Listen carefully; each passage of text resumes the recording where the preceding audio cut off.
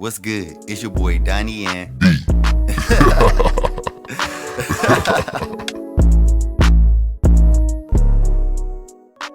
What's good, YouTube? It's your boy Donnie, and it's another reaction. So this gonna be different. This is one of Kurt Cobain's final interviews. So let me kind of explain how we got here. So I made a Nirvana, what was it, heart shaped box? Cause I did a heart shaped box and lithium. But I think it was my heart shaped box video that I put out. No, it can't be. Yeah, it was my heart shaped box video. Um, where I said that I thought Kurt Cobain didn't like Nevermind, his album. I thought he didn't like it, but somebody let me know in the comments like, no, he actually did like it. I thought he didn't like it because he said it was too poppy, but apparently he said he liked it, and he was like, look at this interview, you know what I'm saying, go ahead react to it. So I was like, you know what, that's a good idea. Let me go ahead react to it because let me see if I was wrong. But I thought he didn't like it. But if you do like what you see here, please make sure you like, comment, and subscribe to the channel. It helps your boy out a lot. So this is the interview. It's about 26 minutes long, and I figured like let me go ahead and react to it. But like I said, I thought he didn't like it. But let's get to it. Oh, real quick, and shout out to the comments. I'm give them a shout out real quick, cause real talk. Please, if you got an opinion, at all about anything I'm saying, please let me know in the comments. We be talking about everything in the comments. And this is Miss Lola 044044, Miss Lola. I appreciate the comment. But yeah, she was like, yeah, react to his last interview. Mojo had it. I mean, she was like, I'm sorry, Miss Lola. I'm sorry, I apologize. But she was like, yeah, go ahead and react to his last interview. So let's go ahead and check it out. Let's get it. Big shout out. Thank you. I appreciate it, Mrs. I appreciate it. Sorry about that. Sorry. I do a book show in Much, where talk to You do what? a book show. Oh. Talk to different people about favorite books that you've read and how it's inspired you, or what you learned from it, or something like that. Mm-hmm. So do you have a book that that comes back to you every once in a while? Yeah, well, I've read Perfume by Patrick Susskind about 10 times in my life, and I can't stop reading it. It's like something that's just stationary in my pocket all the time. It just doesn't leave me, and every time I'm bored, like I'm on an airplane or something, I read it over and over again. Because I'm a hypochondriac, and it just affects me. It makes me want to cut my nose off. What's the book about? It's about this perfume apprentice in France at the turn of the century, and he is just disgusted basically with all humans, and he just can't get away from humans, so he goes on this trek. I wonder if he high. I bet he high as fuck. Walk of death, where he goes into the rural areas where there's woods all over the place in the small villages, and he only travels by night, and he just, every time he smells human, like a fire from a far off way, he'll just get really disgusted and hide, and he just tries to stay away from people. And I can relate to that. Do you ever use what you read in any of your songs? As a matter of fact, I use that very story in Scentless Apprentice. Yeah. So that's really one of the first times that I've ever used an actual story, as a book, as an example of a song. I've always tried to stay away from that, but now that I'm running out of ideas more and more, Hey, I tend to do that. I'm not gonna lie to you. I do that same thing too. Like when I write music, like I said, I'm in the alternative hip hop. Look at it like that. So Tyler the Creator, Childish Gambino type style. When I write my music and I write my stories, like I have a tendency, like you see, I got comic books in my room, right? So I read a lot of comic books. I have a tendency to try to stay away from like comic books. You know what I'm saying? When I'm writing music, I don't want to read no comic books. I don't even want to watch the Marvel movies or any hero movies or anything at all. I have a tendency to like try to like stay to myself and like just try to write. But sometimes I will fucking run out of ideas, and I'll like pick one of these books up and like write a song, and people wouldn't even know.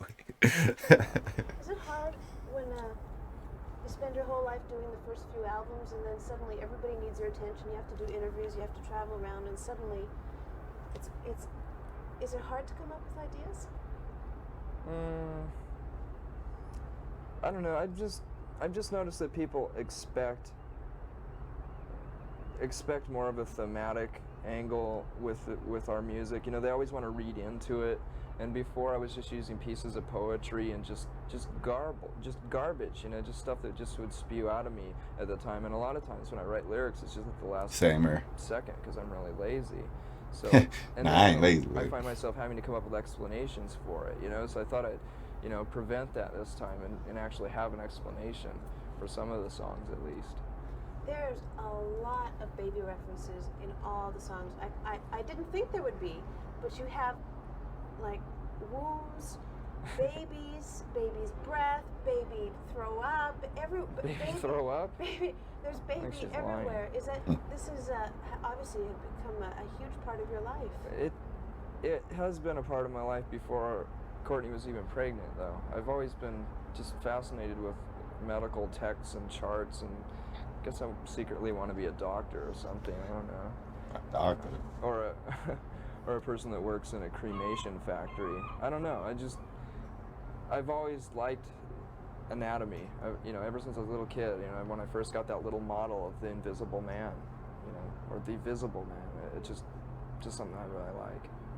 And since I've become a big rock star and made a bunch of money, I found this place in the Mall of America in Minneapolis that sells nothing but medical stuff. It's a medical supply store that they've offered to the public. You know, it's really great. I bought all these fetuses and, you know, anatomy men and charts and stuff, and it was like a dream come true. You know, because I've always been really poor, and if I could find something like that in a secondhand store, I'd barely have enough money to buy it. And a lot of times I couldn't buy that stuff, so I just went on this rampage of buying all this stuff.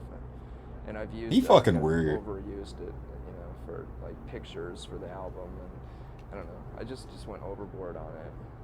You know the old saying that you can't. I ain't gonna lie to you. He's weird. I genuinely feel like I love his music. I love his music. Him as a person, I don't think me and him would like sit down and have a conversation or like, cause he seemed like he'd rather be by himself. He seemed like he just to himself. He not social. Like I'm totally social. I'm totally open. He seemed a total opposite. He seemed like a total opposite person. By happiness. You think that's true? Well, yeah, you can't buy happiness. I mean, that made me happy for a little while. But, I mean, I was just probably almost just as happy with, you know, fine. I don't know. I look back on going to secondhand stores and stuff like that. I'm sorry to keep stopping, but I was like thinking about it, like and like realizing what he is, and he's saying to himself, "Why do you like?" If I'm asking you, if you mind me asking you, whoever hearing this, when you listen to Nirvana, do you listen for the message or you just listening to the song? If you don't mind me asking, because him kind of describing like he was at the beginning, he was just using mumbo gumbo, and now he kind of flipped it. I don't think I listened to Nirvana for the message. That and finding a little treasure like that, and that actually meant more to me because it was more of a stab in the dark in a way, you know, because you didn't know if you're going to be able to afford it, and you don't know what you're really looking for, and when you find it, it's more special to you rather than, you know, having $1,000 and going into a store like that and just buying the whole store. You know, it's not as, you know, it's not as special. Because you've achieved so much success, I mean, so quickly, so surprisingly, you've had a baby, you're married. What excites you now? My baby and my marriage. I don't know. I still like playing too. I mean, Chris and Dave and I haven't changed at all. I mean, believe it or not, we get along just as well as we ever did. You know, we're just as the same passive aggressive people as we used to be. You know, we never fight. And when we're pissed off at each other, we just hold it under our breath and have respect for one another in that way. You know, it's easier to work that way, you know, because we have a mission, I guess. How do you personally cope with having relationships, private relationships that are always... Why is the cameraman filming everything else but Kurt? Well, it is, but I mean, I bored? still have a lot of the same friends that I used to have, so they don't seem to mind, and that isn't ever really exposed too much. You know, no one writes about how me and my friend Dylan walked down the street and, you know, did whatever. But Yeah, but they rip apart you and Courtney. They love to do that. yeah, I don't know why, but you know, we're just I don't know. I guess like my ego could be talking right now, and I could say, well, we're interesting people, you know, but I think we're just easy scapegoats. It's just, you know, it started with something, and then, you know, people just pick up on it and carry it along, and we turn into cartoon characters, and there's nothing I can do about it, really. You know, I can threaten to sue, and, you know, try to you know, bring up libel laws and stuff like that to people that write shit like that about us. But, you know, if you've ever looked into that, it's pretty much a lost cause. You have to have a lot of money to do that. And, you know, I could spend the money that I earned last year all on fighting the Vanity Fair piece, you know, and they'd end up winning because they have more money, you know. So There's a magazine in Canada that incorporates itself for each issue, and then it goes bankrupt on each issue so that it could write whatever it wants and no one could ever sue them. wow, that's a pretty smart thing to do. Yeah, it is. That kind of reminds me of how a lot of stations in the States got a hold of our new album, but it was like someone had anonymously sent them like 5th generation cassette copies of our new album, and in order for them to play it, they started on the weekend at 5 o'clock, like on Friday nights. That way they could play it throughout the rest of the weekend without having a council, you know, sue them. And I don't know, that's kind of smart, you know. It's free publicity for you anyway. Ultimately, the album's going to come out. That's true, but the thing is that there's been so much controversy about how bad the record sounds, you know, and how lo-fi it is. And to hear it like that compared to all the other songs that were on the radio that night, it really disgusted me, and it pissed me off because it sounded terrible. It sounded really, really bad. And then everyone that heard it that weekend is going to say, yeah, you're right. Okay, the stories are true. The Nirvana album really sucks, and I'm not going to buy it, you know. So it just kind of bothered me, but we took care of it. What'd you do? Well, I thought maybe we should hire a lawyer to stop them to do it. Then instead, I just decided to hire a hitman. Pardon me? Nothing. Erase that. No, we just called them up on Monday and told them to stop. And they went, oh, okay. Well, our lawyer did that. Yeah. Isn't that a weird world for you to suddenly have lawyers and like people who do stuff like that for you? Yeah. It's totally unnecessary too. If we weren't in this position, we wouldn't need lawyers, you know. It's total unnecessary, and we have to spend a lot of Wonder money if he to really hot. protect ourselves. I really wonder if he hot. When did that first hit you? When did you realize that you're going to need some people on your team to protect you from the vultures? Too late. You know, much after the fact, after we'd already been damaged to a point where it, you know, almost didn't do any good, you know. But I don't know, it was just a weird realization one day, you know. Wow, I have to, you know, and I can see how like rock and roll stars will all of a sudden, will almost compromise their music to make sure that they sell the same amount of records next year because they've spent all their money on lawyers and protecting themselves last year, you know. But I mean, we obviously haven't done that. I mean, I don't know, maybe you might not have noticed, but the record isn't as commercial as the last one, so we could never bring ourselves to do that, you know. I'd rather just laugh about it, and I don't know. I was talking to Amy Mann, a girl from Till Tuesday. She was at her office just a couple days ago. She was on tour with the Kinks, and Ray Davies was in the office also. He came in before her, and I had mentioned to her that he was very nice but really eccentric when I was talking to him, kind of nutty. And she said, well, you know, there's a lot of people who have been around the record business for those many years, and most of them are kind of nutty. It just, you know, it makes people nutty. Yeah. I mean, you're facing that. That's your future. Yeah, that's my future. Hopefully we'll put out Metal Machine music next year, you know. I don't know. Either I've accepted it or I've gone beyond insane to where I can deal with it emotionally. I really don't care. I don't. I know that I'm too stubborn to allow myself to ever compromise their music or, get so wrapped up in it and involved to where it's going to, turn us into big rock stars. I mean, I just don't feel like that. Everyone else accuses us of it, but we're Everyone not else is as jealous. popular as everyone thinks, and we're not as rich as everyone thinks. It's just.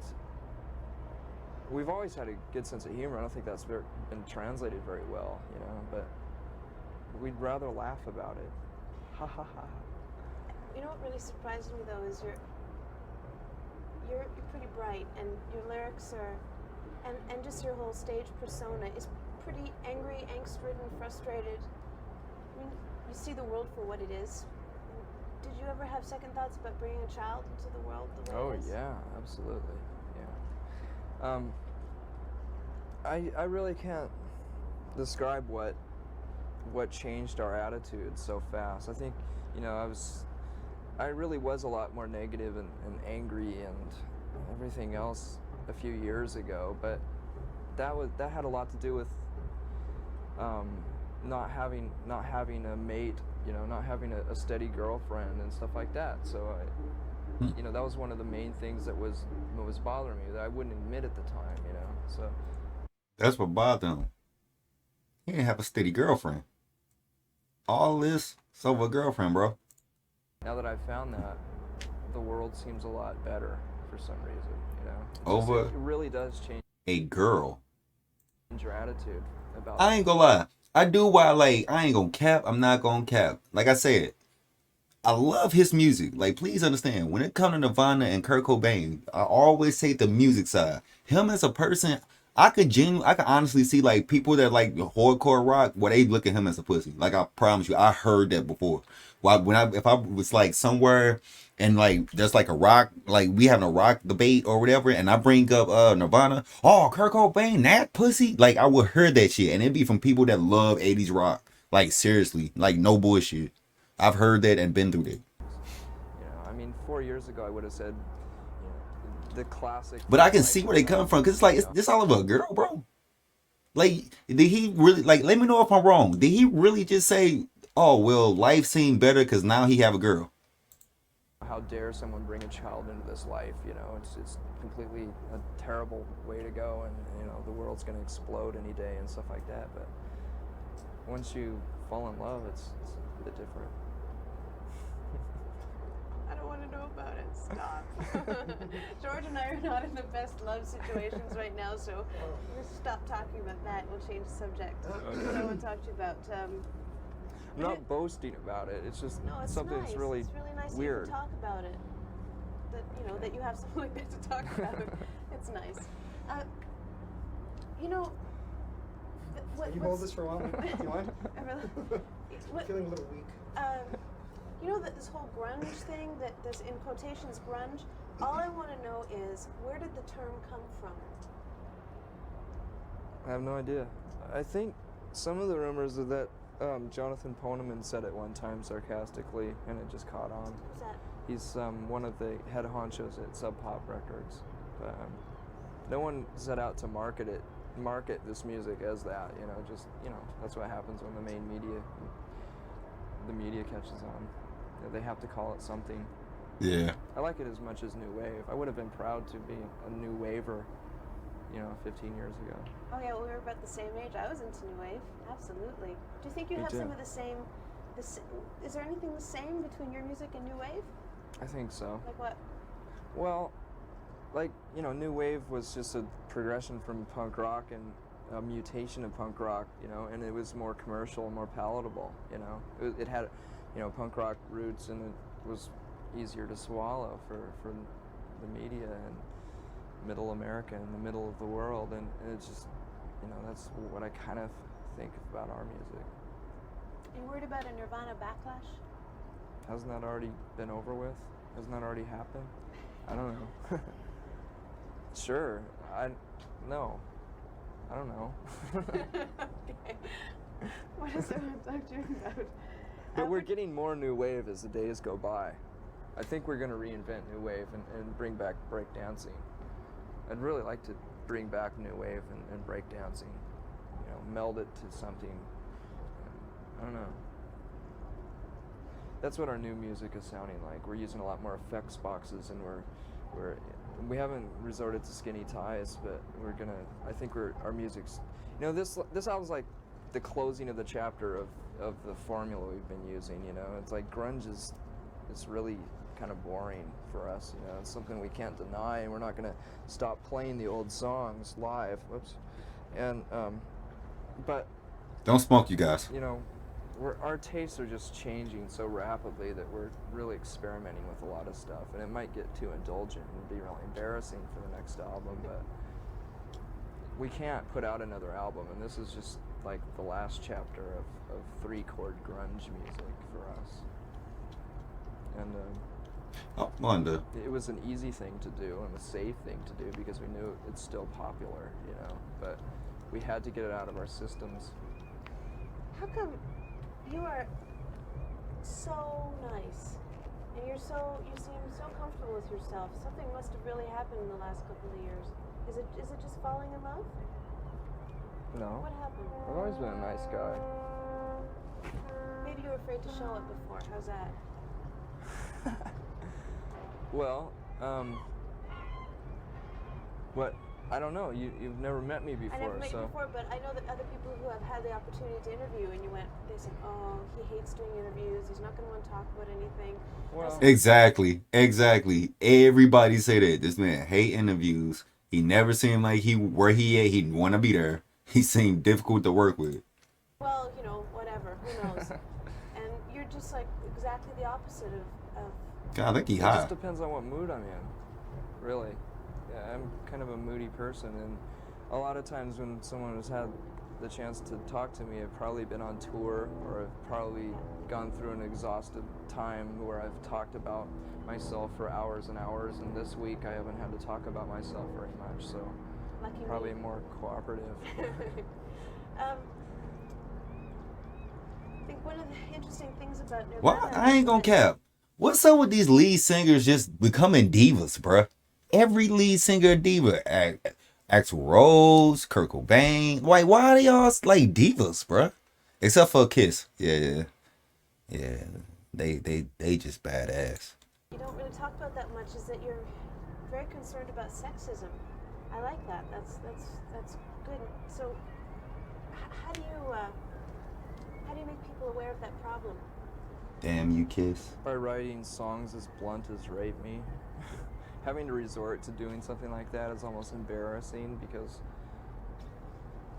people didn't understand when we wrote a song like about a girl or Polly, and having to explain that and having misunderstandings about it, I decided to write Rape Me in a way that was just so blunt and obvious that it's like no one could deny it, no one could read into it any other way, although some people have actually, because some of the lyrics in it, some people have thought that maybe it has something to do with my disgust with the media and the way they've treated us and stuff like that, but it's not true. That's not what the song's about at all. It's just my way of, in a sarcastic way almost, of like just saying how obvious do we have to be, And I guess we don't talk about those kind of things that that are really important to us because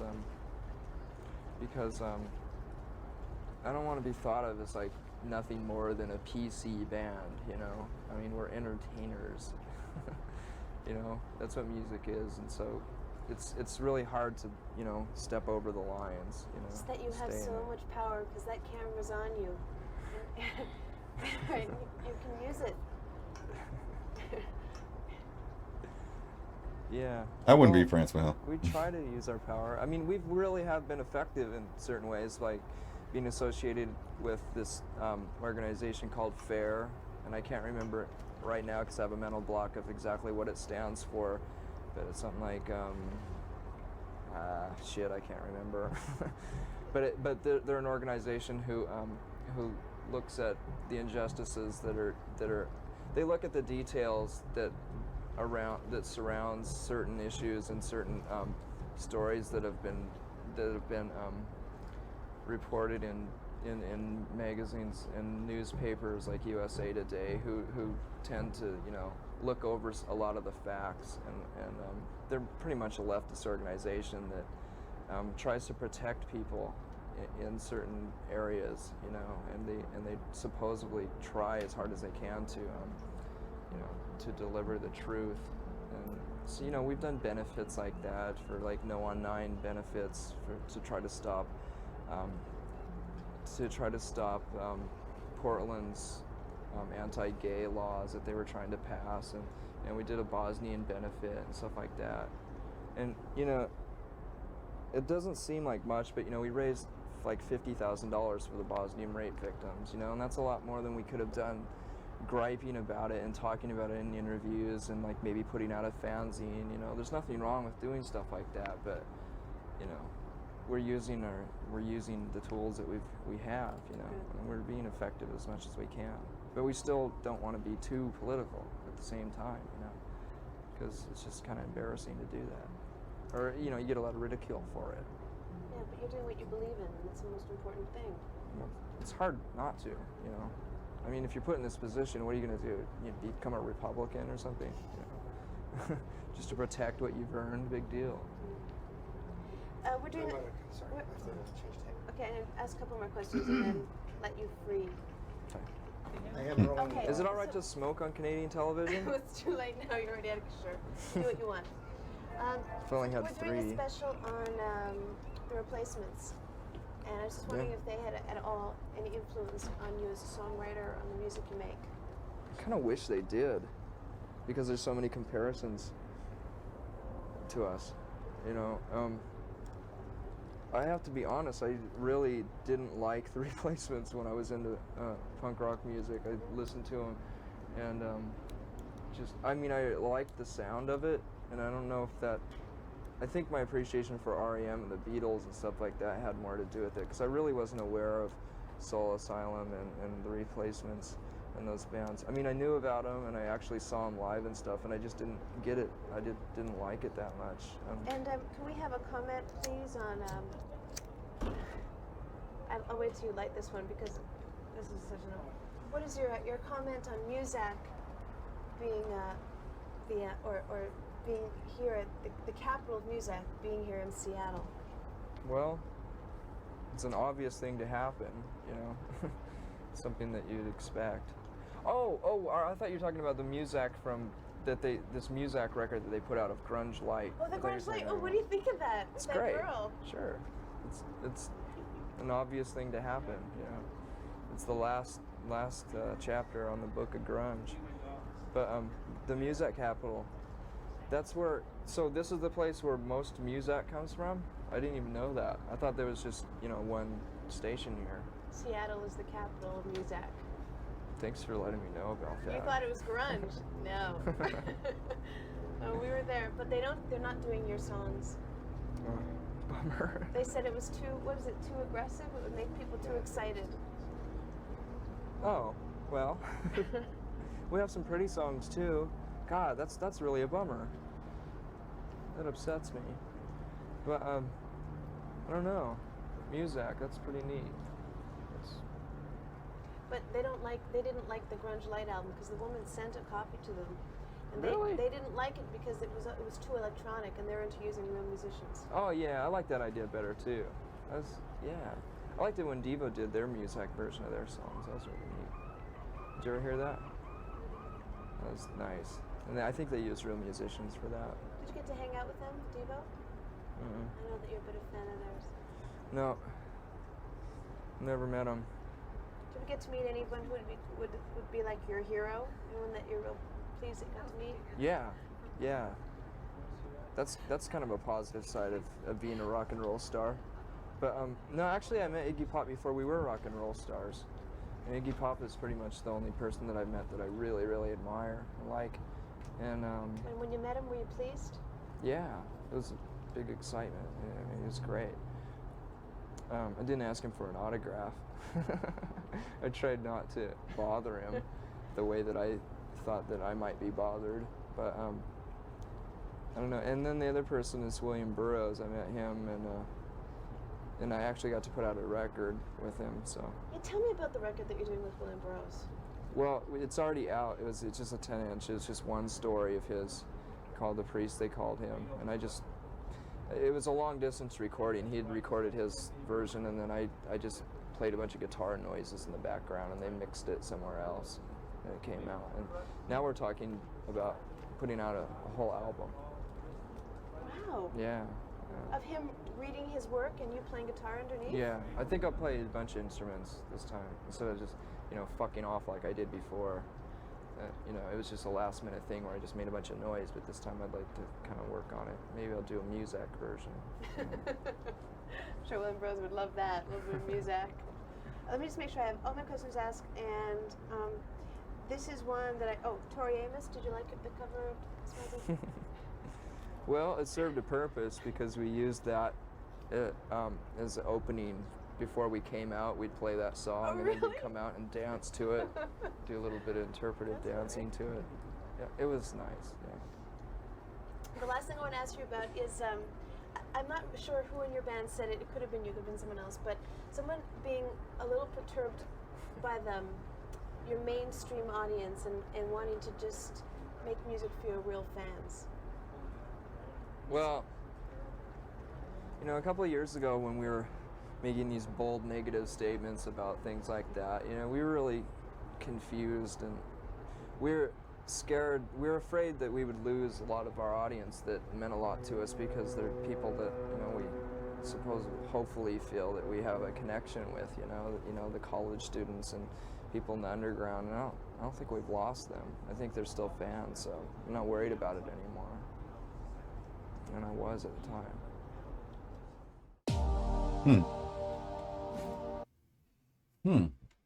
I ain't gonna lie. I thought he was gonna get into more like breaking down his albums, but I mean, that was cool. That was his final interviews. I think he was high. No, I don't think he was high. I honestly think cause he was articulating everything he was saying. I think it was just I interviewed him. But again, I don't think I would. Like I said, I like his music. I don't think him as a person, me and him would get along. He seemed like he'd be too moody, and I heard that from everybody. Even his own bandmates say that. They say this nigga is too fucking moody. He's too moody. You never know who you was gonna get from him. Either every day you didn't know which side of Kurt you was gonna get. Either he was high, was he the creative, was he this music dude, was he this depressed dude, was he this asshole? What do you feel like? It's all you didn't know what the hell you was gonna get out of him. Everybody say that about him. And I honestly believe it, because everybody say that. And dude fucking shot himself with a damn shotgun. Jesus. Maybe we'll watch a video on that too, on his actual suicide, because that shit was crazy. He took a shotgun, but just imagine how moody you had to be to take a shotgun, put it in your mouth, and blow your brains up. Just imagine where was your mind at? Well, like I said, I love his music. I fuck with the band. If you do like what you see here, please make sure you like, comment, and subscribe to the channel. It helps your boy out a lot, and I do appreciate it. If you got a comment or opinion, let me know. Again, I thought he didn't like Nevermind because he thought it was super commercial. He kind of said something, but he didn't elaborate on it more. He just more said, because I don't know which albums he talking about. Is he talking about Nevermind, or is he talking about the utero? I think that's how you say it. The one with the lady, with the naked lady. Is he talking about that album, or is he talking about Nevermind? Because he's well, I thought, because I thought this time, I tried not to be so commercial.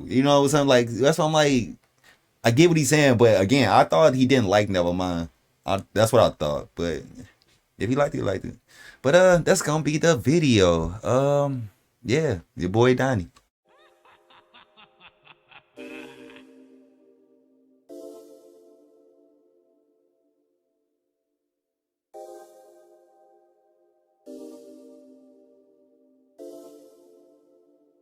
Enter the Tekken.